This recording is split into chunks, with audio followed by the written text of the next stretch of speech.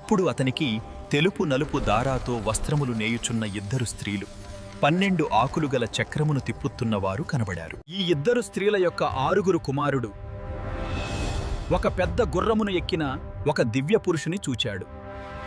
ఆ దివ్య పురుషుడు ఉదంకుని చూచి, ఉదంకా, నీకు ఏమి వరం కావాలో కోరుకో అని అడిగాడు.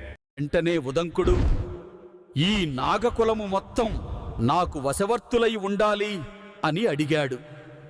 అలాగైతే నువ్వు వచ్చి ఈ గుర్రం చెవిలో గట్టిగా ఊదు అని అన్నాడు ఆ దివ్య పురుషుడు.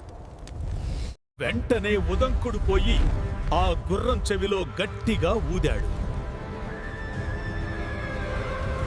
అప్పుడు ఆ గుర్రము శరీరం నుండి భయంకరమైన అగ్నిజ్వాలలు పుట్టి నాగలోకమును చుట్టుముట్టాయి. నాగులంతా ప్రళయం వచ్చిందని భయపడ్డారు.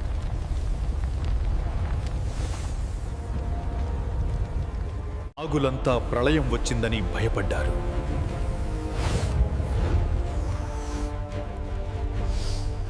నాగరాజు తల్లడిల్లిపోయాడు.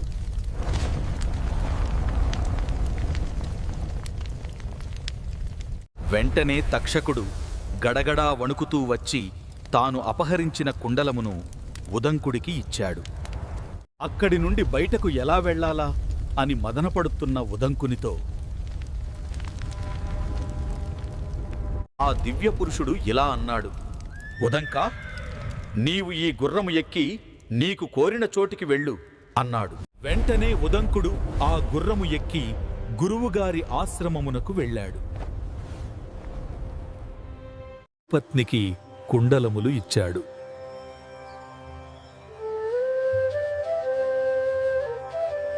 గురుపత్నికి కుండలములు ఇచ్చాడు. ఉదంకా, పక్కనే ఉన్న పౌష్యమహారాజు దగ్గర్నుండి కుండలములు తేవడానికి ఇంత ఆలస్యమా? ఉదంకుడు జరిగిన విషయాలు అన్నీ గురువుగారికి చెప్పాడు.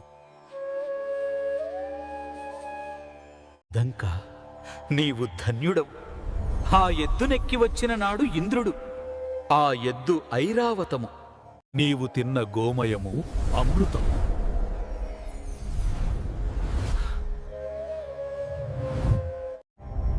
నీవు నాగలోకములో చూచిన స్త్రీలు ధాత విధాత.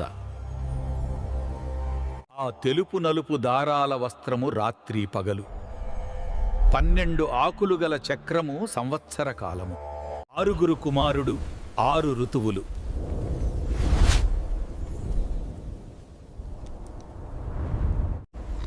ఆ గుర్రమునెక్కి వచ్చిన దివ్య పురుషుడు ఇంద్రుని మిత్రుడు పర్జన్యుడు. మొదట్లోనే నీవు ఇంద్రుడిని చూచి అమృతపానము చెయ్యడం వల్ల నీవు కోరుకున్న పని నెరవేరింది. నీవు గురుపత్ని కోరిక నెరవేర్చడం వల్ల గురుదక్షిణ చెల్లించుకున్నావు. నీ విద్యాభ్యాసం పూర్తి అయింది.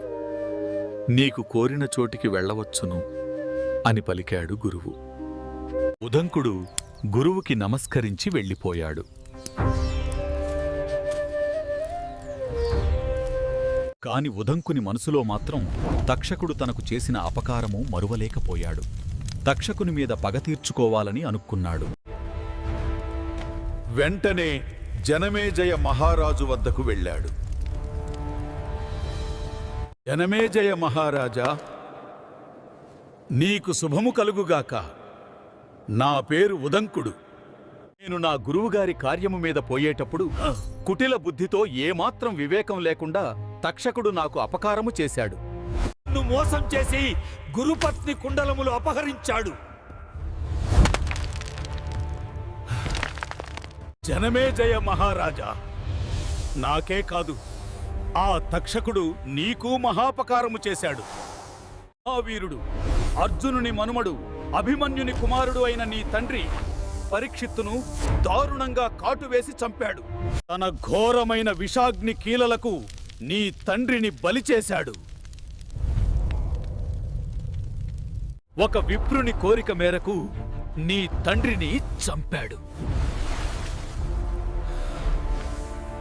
తక్షకుడు మహాబలవంతుడు కదా, ఆ బ్రాహ్మణునికి ఇది తప్పు అని నచ్చ చెప్పవచ్చు కదా, కాని చెప్పలేదు. బ్రాహ్మణుడు చంపమనగానే వచ్చి కాటు వేసి నీ తండ్రిని దారుణంగా చంపాడు. జనమేజయ మహారాజా, నీ తండ్రిని చంపిన వాడి మీద ప్రతీకారం తీర్చుకో. వెంటనే సర్పయాగం చెయ్యి. ఆ తక్షకుడిని ఆ యాగాగ్నిలో భస్మం చెయ్యి. ఒక్క తక్షకునే కాదు, సమస్త నాగజాతినే భస్మం చెయ్యి. ఒక్క తక్షకునే కాదు, సమస్త నాగజాతినే భస్మం చెయ్యి. ఒక్కడు తప్పు చేస్తే ఆ కులమంతా తప్పు చేసినట్టే. కాబట్టి వెంటనే సర్పయాగము చేసి సమస్త నాగలోకమును యాగాగ్నిలో భస్మం చెయ్యి. ఈ కథ విన్న శౌనకాది మహామునులు సూతునితో ఇలా అన్నారు. మహాత్మా, ఈ నాగకులమంతా యాగాగ్నిలో పడి భస్మం కావడానికి వేరు కారణమేమున్నా ఉందా? మహామునులారా, మంచి ప్రశ్న వేశారు. పూర్వము సర్పకులమునకు తల్లి అయిన కద్రువ తన కుమారులకు ఇచ్చిన శాపం వలన సర్పకులము అంతా సర్పయాగంలో పడి నశిస్తూ ఉంటారు. పూర్వము భృగువంశములో పుట్టిన రురుడు లోకములో ఉన్న పాములను అన్నిటినీ నాశనం చేస్తుండగా దానిని సమస్రపాదుడు ఆపినట్టు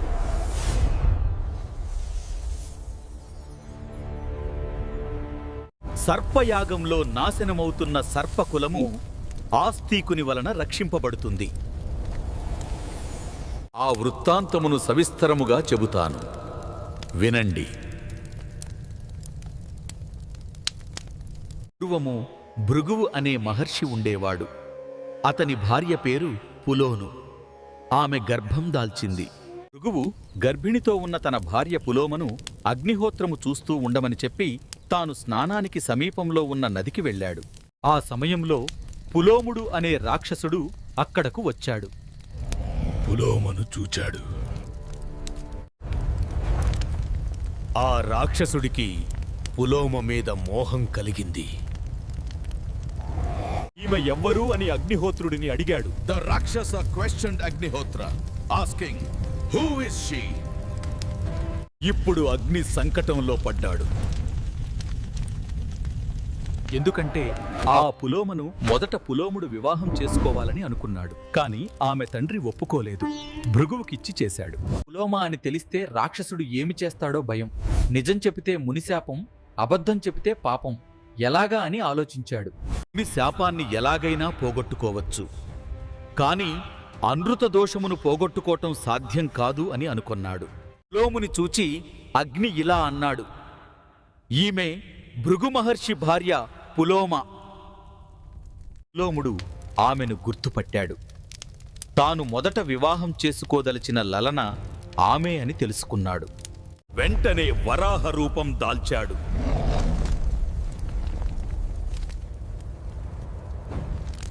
పులోమను భుజం మీద వేసుకొని పారిపోయాడు.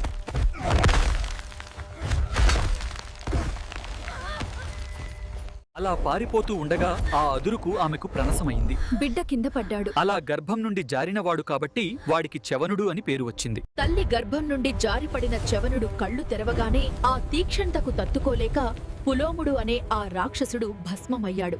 అప్పుడు పులోమ బిడ్డను ఎత్తుకొని భృగు మహర్షి ఆశ్రమానికి వచ్చింది. పులోముడు పులోమను ఎత్తుకొని పోతుంటే ఆమె కళ్ళ నుండి జాలువారిన కన్నీరు ఆ ఆశ్రమ సమీపంలో ఒక నదిగా ప్రవహించింది. ఆ నదికి వధూసర అని బ్రహ్మ నామకరణం చేశాడు. ఈ లోపల భృగువు స్నానం ముగించుకొని ఆశ్రమానికి వచ్చాడు. రాగానే అప్పుడే ఉదయించినట్టున్న తన కుమారుని భార్యను చూచాడు. జరిగింది తెలుసుకున్నాడు. అసలు నీవు పులోమ అని, నా భార్య అని ఆ రాక్షసునికి ఎలా తెలిసింది? ఎవరు చెప్పారు? అధా, ఈ అగ్నిదేవుడు నా పేరు పులోమ అని, నేను తమరి భార్య అని చెప్పాడు.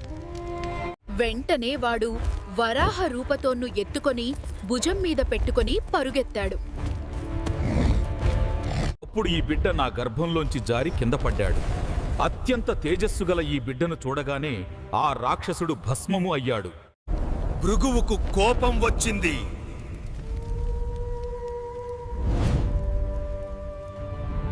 నా భార్య గురించి చెప్పినా నీవు అతి క్రూరుడవు, అందుకని నీవు సర్వభక్షకుడివి అగుదువుగాక అని అగ్నిదేవుని శపించాడు.